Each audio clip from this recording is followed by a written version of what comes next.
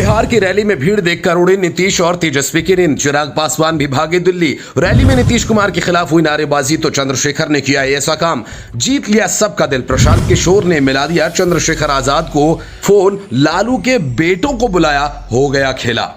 उधर सीरिया में तख्ता पलट हो गया। इधर चंद्रशेखर आजाद ने बिहार की सरकार पर चढ़ाई कर दी। नीतीश कुमार ने कभी सपने में भी नहीं सोचा था कि पटना में आकर कोई दलित उनकी सरकार के लिए सबसे बड़ी चुनौती बन जाएगा। न ही उन्हें कभी लगा था कि एक सांसद वाली पार्टी का नेता कर्पूरी ठाकुर का नाम लेकर उनकी राजनीतिक जमीन को पैरों से नीचे खींच ले जाएगा। वैसे सरकार ने चंद्रशेखर आजाद को रोकने की पूरी कोशिश की और वहां जहां पहले रैली होने जा रही थी, परमिशन कैंसिल कर दी। उन्हें लगा था कि अब लोग नहीं आएंगे, लेकिन भीड़ ने सारे रिकॉर्ड्स तोड़ दिए। आज आपका जुटा ये जनसमूह इस बात की गवाही दे रहा है कि आने वाला कल कमजोरों का, गरीबों का, दलितों का, पिछड़ों का, आदिवासियों का, मुसलमानों का, अन्य धार्मिक अल्पसंख्यकों का और हर जातियों के गरीब लोगों का है।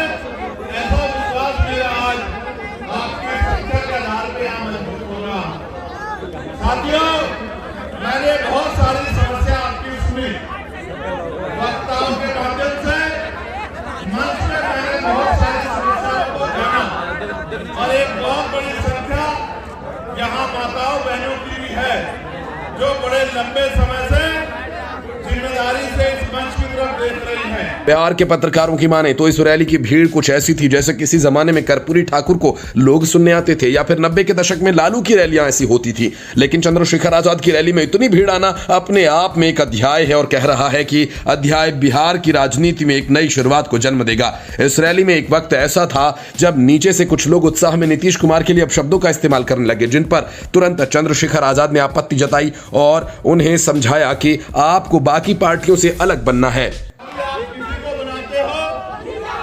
कभी आप किसी को बनाते हो और 5 साल तक आप इंतजार करते हो कि ये नेता किसी के बारे में ऐसे शब्द ना कहो जो आप अपने पिता के लिए नहीं सुन सकते। अगर सुन सकते हो तो कहो। मैं आपको गलत रास्ते पे नहीं ले जाना चाहता। हमेशा याद रखो, दूसरे के लिए उन्हीं शब्दों का प्रयोग करो जो आप अपने लिए सुन सकते हो। अगर नहीं सुन सकते हो तो ऐसे शब्दों का प्रयोग न करो, क्योंकि हर आदमी सम्मान रखता है। हमारा उनका राजनीतिक विरोध है, उनके कार्यशैली अच्छी नहीं है। हम उनकी आलोचना कर सकते हैं, उनके द्वारा बोले गए झूठ को बेनकाब कर सकते हैं, जनता के सामने उनकी असलियत को रख सकते हैं, लेकिन किसी को गलत कहना व्यक्तिगत रूप से ये अच्छा नहीं है। इसलिए मैं अपने साथियों से कहूंगा, चंद्रशेखर आजाद की बिहार में एंट्री से सबसे ज्यादा परेशानी जीतन राम मांझी और चिराग पासवान जैसे नेताओं को होगी, क्योंकि बिहार में ये दलितों की राजनीति करते आए हैं और कभी नीतीश तो कभी लालू या कभी बीजेपी के साथ मिलकर बिहार में सत्ता का सुख भोगने आए। लेकिन अब चंद्रशेखर आजाद ने नए सवेरे का ऐलान कर दिया। चुनाव के बीच में, चुनाव के समय ये लोग आपके बीच आते हैं, लेकिन चुनाव के बाद क्या? 5 साल तक आप लोग इंतजार करते हैं कि नेता दोबारा दिखाई दे जाए, लेकिन नेताजी दोबारा नहीं आते। आप उनके दरवाजों पर जाते हो तो वो गेट बंद कर लेते हैं और ये कहते हैं कि नेताजी यहाँ नहीं है। आप ये बताओ, इन नेताओं के सारे आप अपनी लड़ाई को लड़ लो।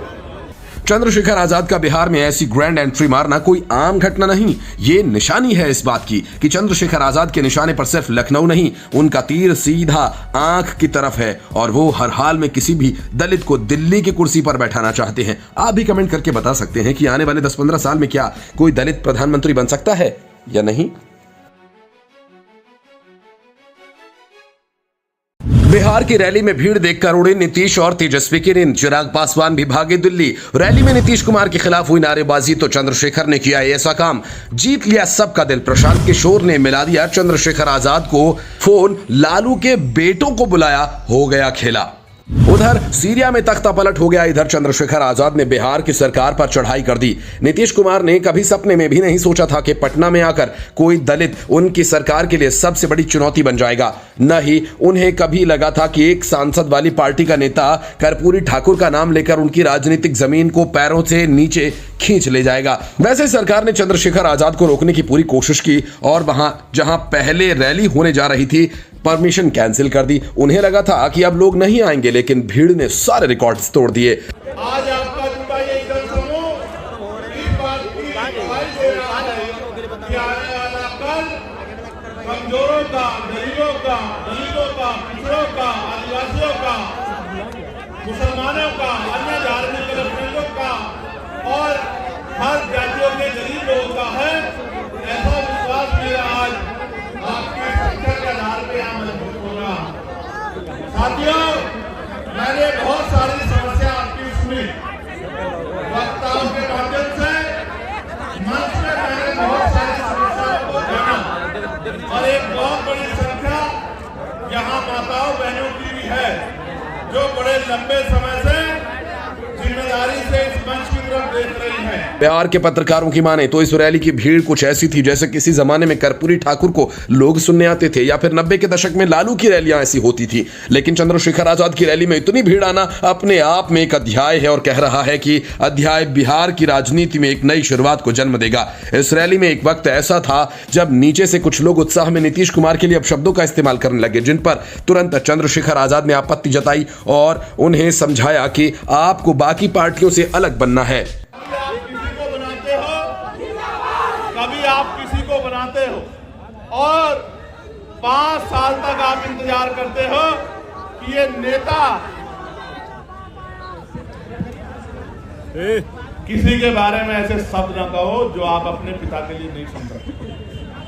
अगर सुन सकते हो तो कहो। मैं आपको गलत रास्ते पे नहीं ले जाना चाहता। हमेशा याद रखो, दूसरे के लिए उन्हीं शब्दों का प्रयोग करो जो आप अपने लिए सुन सकते हो। अगर नहीं सुन सकते हो तो ऐसे शब्दों का प्रयोग न करो, क्योंकि हर आदमी सम्मान रखता है। हमारा उनका राजनीतिक विरोध है, उनके कार्यशैली अच्छी नहीं है। हम उनकी आलोचना कर सकते हैं, उनके द्वारा बोले गए झूठ को बेनकाब कर सकते हैं, जनता के सामने उनकी असलियत को रख सकते हैं, लेकिन किसी को गलत कहना व्यक्तिगत रूप से ये अच्छा नहीं है। इसलिए मैं अपने साथियों से कहूंगा, चंद्रशेखर आजाद की बिहार में एंट्री से सबसे ज्यादा परेशानी जीतन राम मांझी और चिराग पासवान जैसे नेताओं को होगी, क्योंकि बिहार में ये दलितों की राजनीति करते आए हैं और कभी नीतीश तो कभी लालू या कभी बीजेपी के साथ मिलकर बिहार में सत्ता का सुख भोगने आए। लेकिन अब चंद्रशेखर आजाद ने नए सवेरे का ऐलान कर दिया। चुनाव के बीच में, चुनाव के समय ये लोग आपके बीच आते हैं, लेकिन चुनाव के बाद क्या? 5 साल तक आप लोग इंतजार करते हैं कि नेता दोबारा दिखाई दे जाए, लेकिन नेताजी दोबारा नहीं आते। आप उनके दरवाजों पर जाते हो तो वो गेट बंद कर लेते हैं और ये कहते हैं कि नेताजी यहाँ नहीं है। आप ये बताओ, इन नेताओं के सारे आप अपनी लड़ाई को लड़ लो।